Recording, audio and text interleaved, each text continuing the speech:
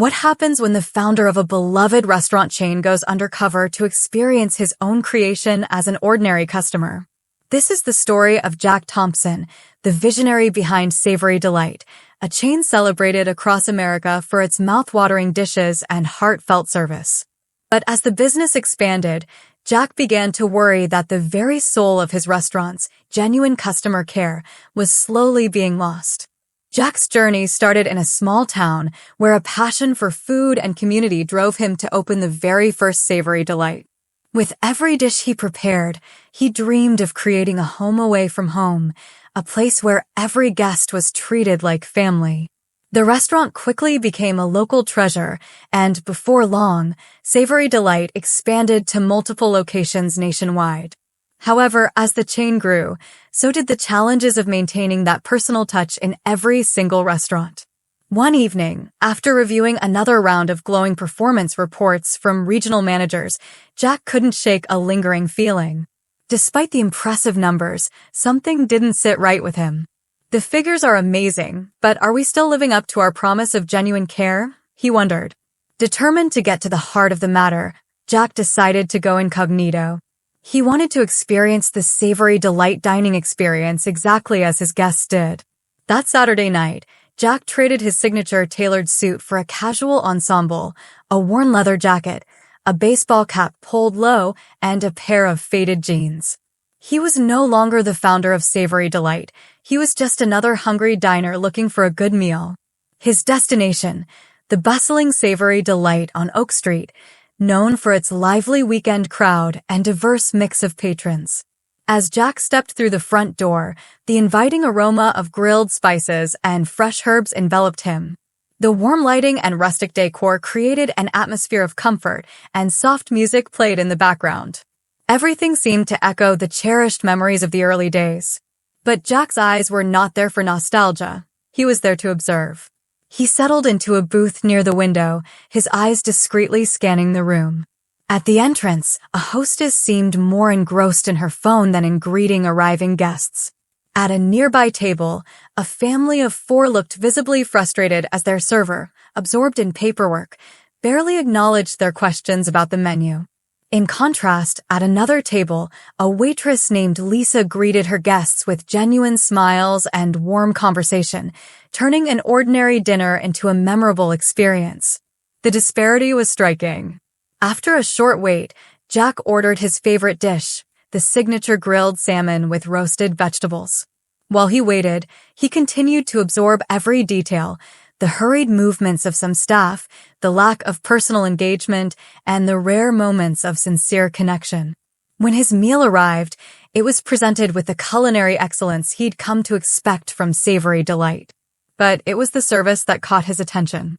The server who delivered his dish, a young man named Mark, offered a curt, "Enjoy your meal," before hurrying away, leaving Jack with a sense of emptiness despite the delicious food. Throughout the evening, Jack noted the subtle yet significant lapses in service, a forgotten refill, a missed smile, a brief, disinterested glance. He observed that while some employees, like Lisa and an older gentleman named George who diligently cleared tables with a friendly nod, still embodied the spirit of Savory Delight, their efforts were overshadowed by a growing trend of indifference among others. When his dinner finally came to an end, Jack paid in cash and left quietly, his mind buzzing with thoughts. The food was as fantastic as ever, but the warmth and care that had once been the hallmark of Savory Delight were fading. That night, as he drove home, Jack's heart felt heavy with the realization that rapid expansion had, in some corners, eroded the very essence of his restaurant's identity. The next morning, back at headquarters, Jack dove into customer feedback.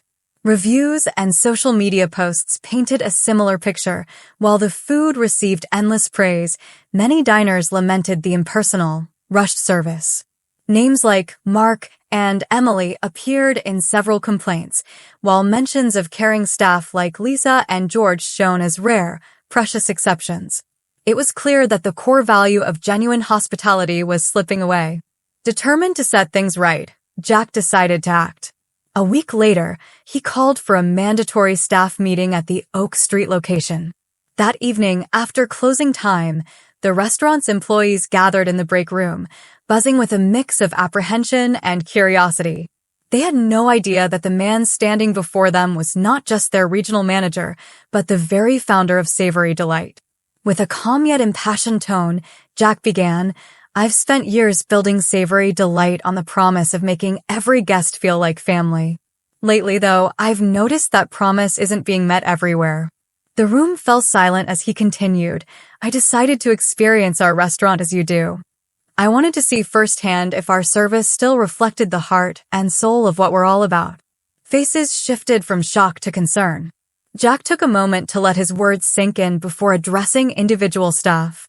"Lisa, your warmth and genuine care remind me why Savory Delight became a favorite. George, your commitment to making every guest feel at home is exactly what we need. And Mark, I know the pace can be overwhelming, but our guests deserve more than just a quick nod. They deserve your full attention."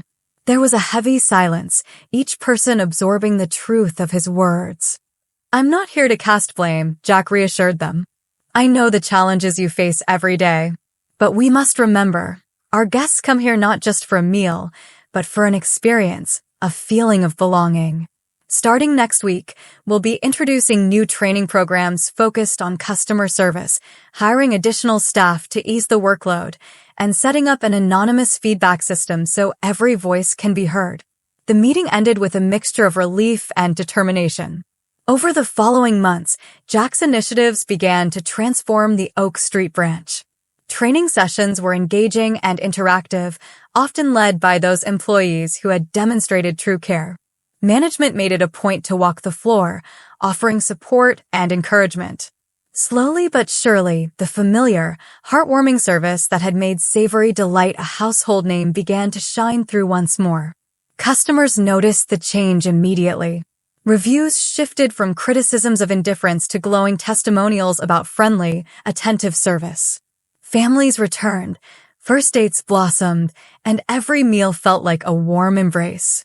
Jack, now more a mentor than an elusive founder, made occasional visits, not in disguise, but as a guiding presence, to celebrate the wins and work through the challenges alongside his team. In the end, Jack's undercover venture wasn't just about identifying a failing in the system, it was about rediscovering the soul of Savory Delight. It served as a powerful reminder that while great food fills the stomach, it's the genuine care of the people behind the counter that fills the heart. Jack learned that no matter how much you expand, never lose sight of the personal touch that made your business special.